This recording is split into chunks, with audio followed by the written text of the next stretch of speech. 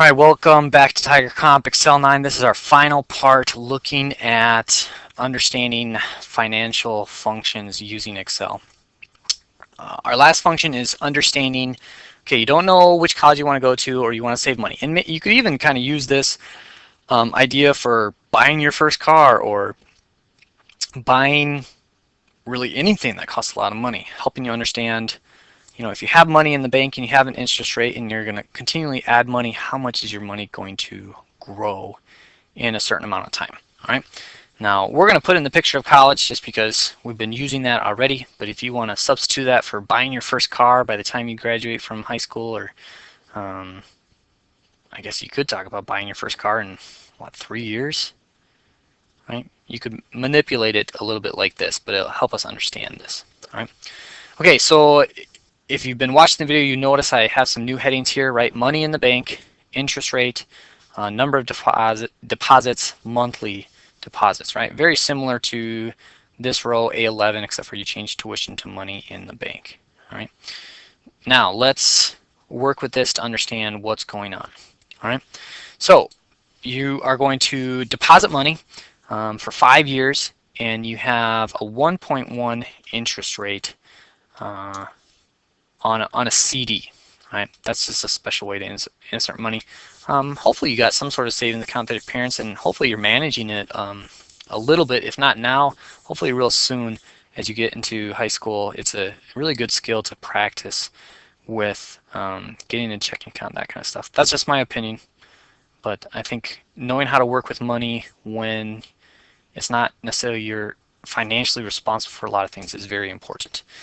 Anyway, moving on. Number of deposits, we got 5 years times 12 months. Let's make that a times. All right, that's the star.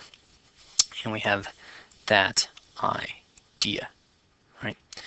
Now, because you're using a CD, CDs basically are special savings accounts that once you put the money in, it has to stay there for the time period that you've kind of signed your contract for. Helps the money grow, keeps you from taking it out. Not that you can't ever take it out, it is your money. But usually there's fees. All right, you're going to put in $30 a month. Right? Maybe that is your allowance, and if that is your allowance, hey, way to go. But what is this going to do for us? All right, how's this going to help us out with our money growing? All right, so to figure this out, we want to know how much money you're going to have in the future. All right, so we're going to go to A17. We're going to use one last function. All right, we're once again going to, I'm actually just going to shortcut it, type in FV for future value. All right, and so we got our future value function that we're going to use here. Right.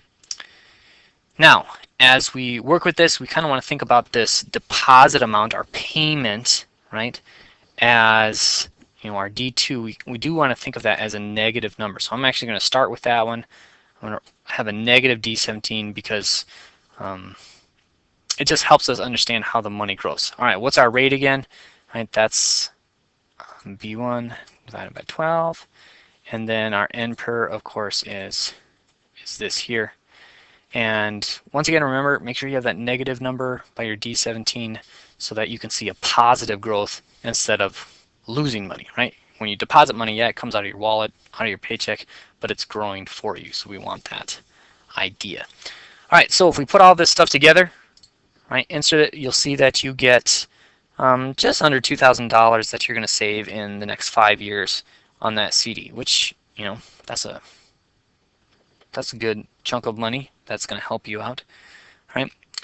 However, we can also use this to understand, well, how much did you actually make? How much did this interest really benefit you by putting your money in that format?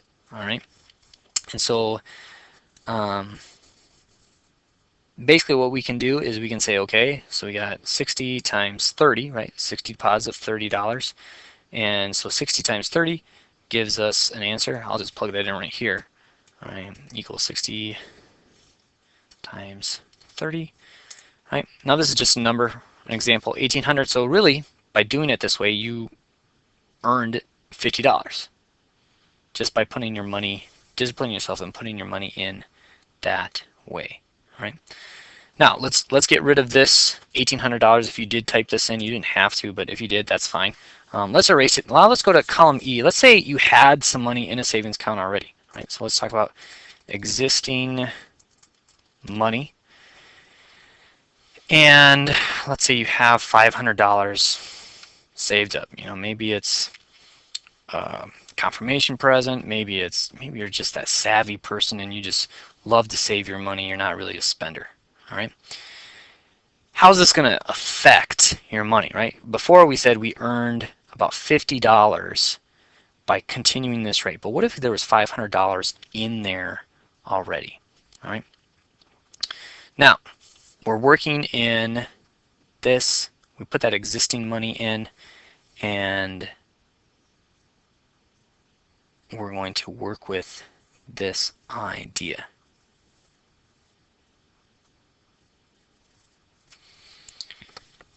We're actually going to take out this $500.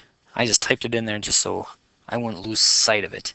All right, and instead we're going to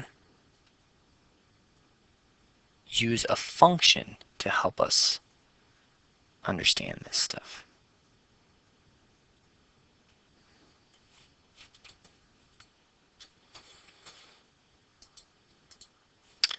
I'm sorry. I skipped a paragraph.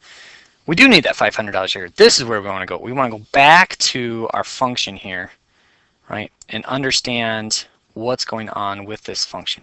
So if I click the f of x, I get my window to come back up, right? So our rate is staying the same, our n per staying the same, our payment is staying the same, but what is different now is we have existing money, right? We have this FE18 cell there.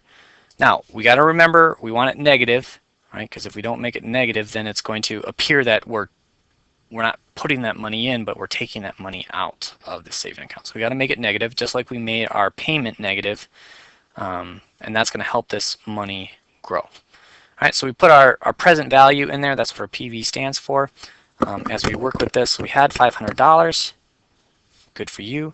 And now we press OK, and you're going to see how much does your money grow in this case. If you have $500 in there, right, you're going to get about $77, right? Because that would be this times this plus this. So we know this is, these two are $1,800 plus another 500 is 23.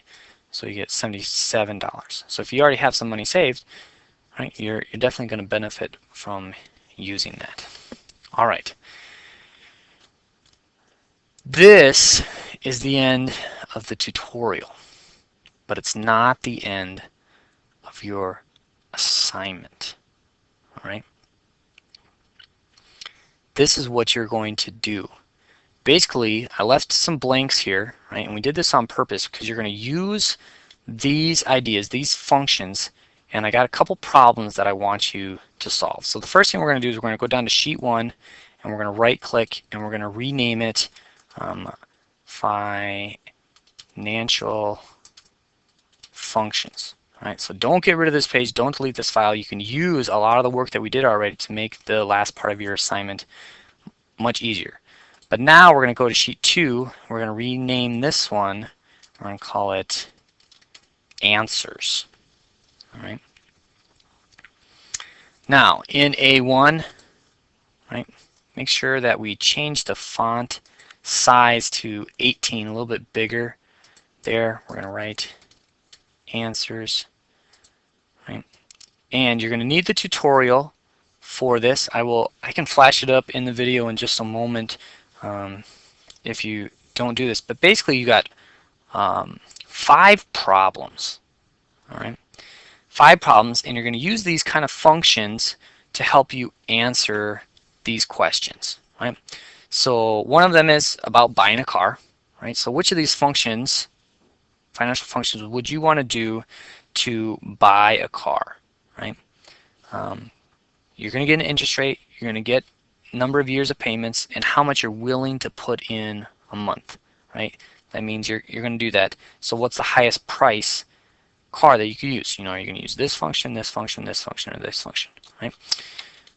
Then number 2, number 3, number 4, number 5, they're all going to work with one of those different functions and definitely challenge you as you work with your understanding of these financial functions.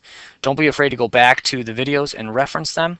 Obviously there are 4 of them. I broke them up, so if you once you figure out what method you need, you can go back to that specific one and use it, or just obviously go back to your page 1 and figure it out.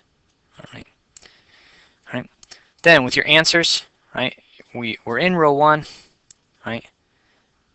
And then, right, let's just leave a space. We're going to type a 1 in there, and you can write your answer then in column B, and then 2, 3, 4, 5. 5 questions that I want you to answer. Let's increase that font so we can see it real easy. So 5 answers, 5 questions, all working those financial functions, coming back to here, coming back to the videos, and financial. And that's it. That's Excel. And I spelled financial wrong. Man, how come no one stopped me? How embarrassing. Sorry. Maybe you didn't spell it wrong. That's it. And this is it. This is kind of like your test of Excel. Because after this, we're moving on to other features. So if you haven't enjoyed Excel, sorry, but this is very, very useful things, and most likely you're going to use it again someday in some form. All right, that's enough of this video. Figure out the answers to the 5 questions.